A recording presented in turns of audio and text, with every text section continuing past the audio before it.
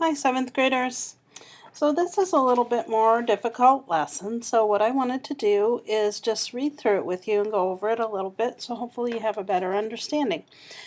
So what you need to do before watching the rest of this video is to read chapter 18 of The First Men in the Moon. And you do that by clicking on the blue link. If you haven't done that yet, stop the video and go read chapter 18 and then come back.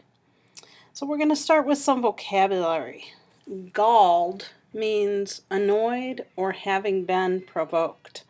So if you galled somebody, that means you annoyed them greatly.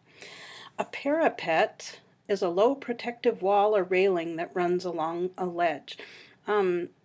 Castles have parapets, and that is something that protects them from being invaded. Sanguine is characterized by optimism or cheerfulness. If someone is said to be sanguine, then they're usually very optimistic and they have a good outlook on life.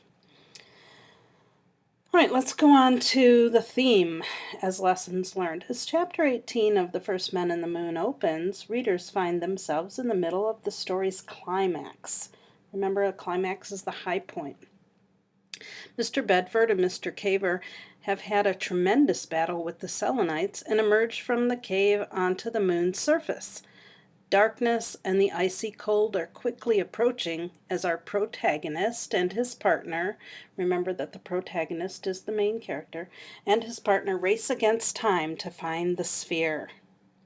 The climax, or point in a story where the reader learns what becomes of the main characters, provides a good place for us to step back and think about what it all means. As we look at what each character gains or loses throughout the course of the story, we can begin to analyze the lessons that can be learned. These lessons, or truths, communicated in a story are called themes. Now, I hope you can see this little chart. It's a little bit small, but the exposition, which is the initiating event, is the beginning of an action that happens. Then, as this purple line goes up, this is the rising action.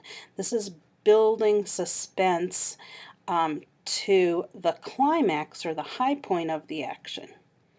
From there is called the falling action, everything that happens after the climax, and then this pink line levels out to the resolution or solution to the problem. So a key point in this lesson is the theme refers to the lesson or truth communicated in a story. So remember that. The themes are the lessons you should be learning or the truths that the author wants you to know about this story. A story may have one or several themes, and they will become more evident during the falling action and resolution of this tale. Okay, going back up, the themes will become more evident after the climax, the falling action, and resolution. They are expressed, the themes are expressed through the dialogue, thoughts, and actions of the characters and narrator. Emerging themes. Earlier in this unit, you learned that uncovering a theme involves noticing places in the story that challenge you or make you think about the way you view the world around you. What themes have we noticed developing in this story so far? One is man's endless quest for knowledge. Okay, as they want to know more about the Selenites and what is going on the moon. Man's desire for money and power, as we know, one of our characters is more interested in the money and the power that he'll gain than anything else.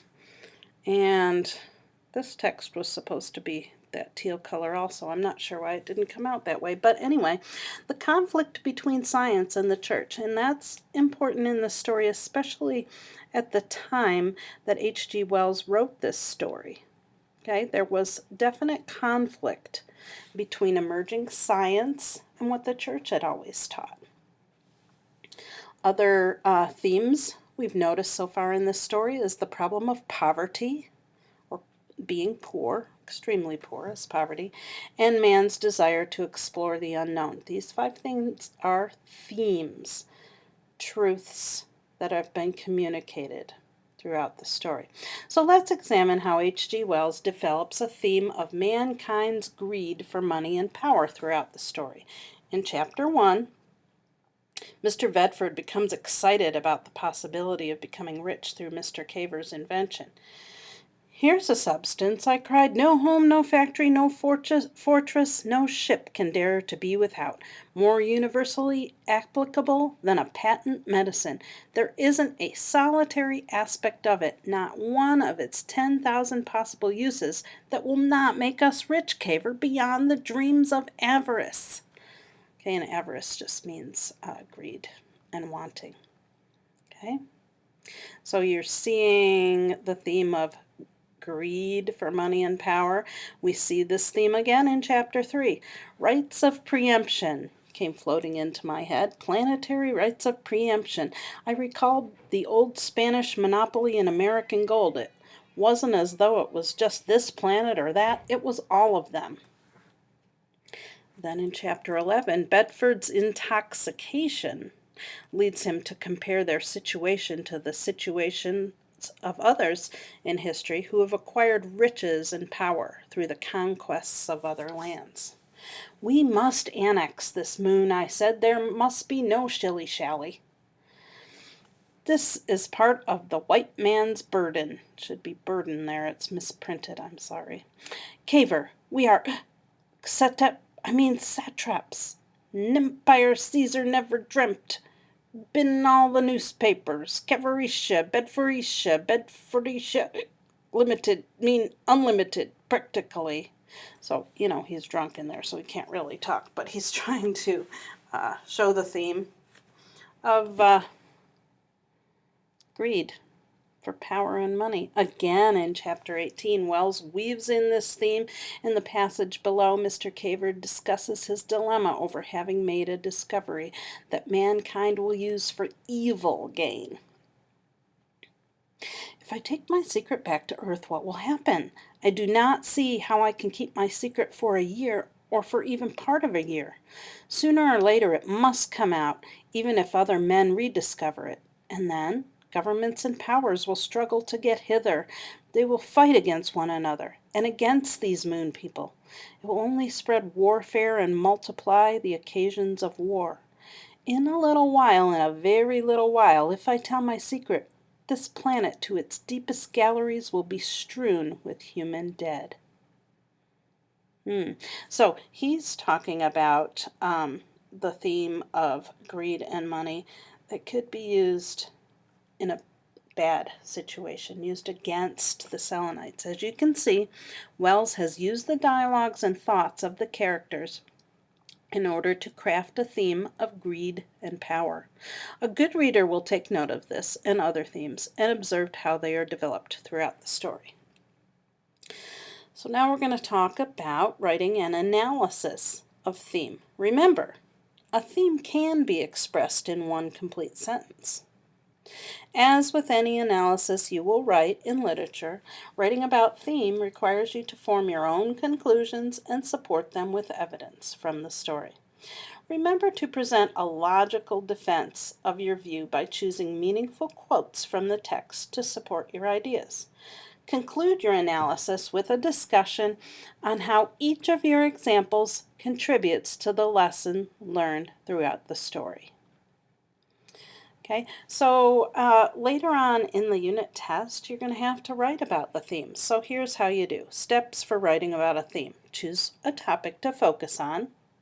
Okay, so you pick one theme. Decide what the author is saying about this topic. Then you find places in the story that illustrate the development of this theme. Okay, so you give examples, in other words, from the text that show the theme you're talking about.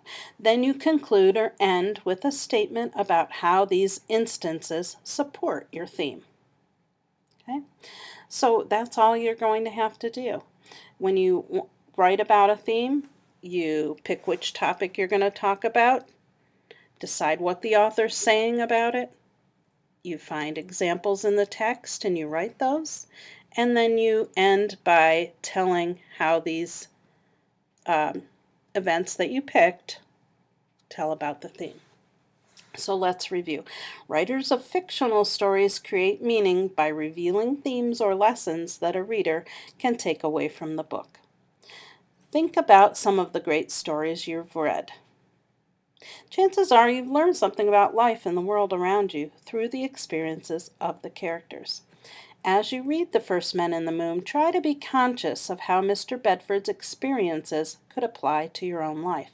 These truths communicated through the story are the themes that transcend the fictional world of Mr. Bedford and Mr. Caver, making the story relevant to readers of every generation. And it just says for the next class, you're going to read chapter 19. So now you're going to go on to your multiple choice questions, and I hope this video helped you to understand a little bit more about this lesson. See you next time. Bye.